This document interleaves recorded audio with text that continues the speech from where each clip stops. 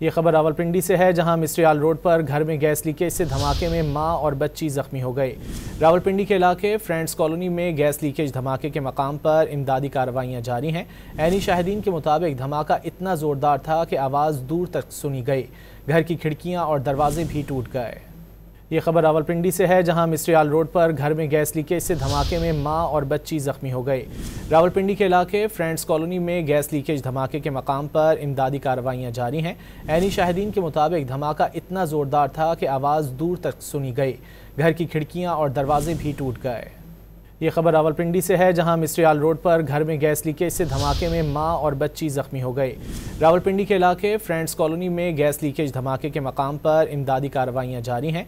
Anne Shahidin के मुताबिक धमाका इतना ज़ोरदार था कि आवाज़ दूर तक सुनी गई।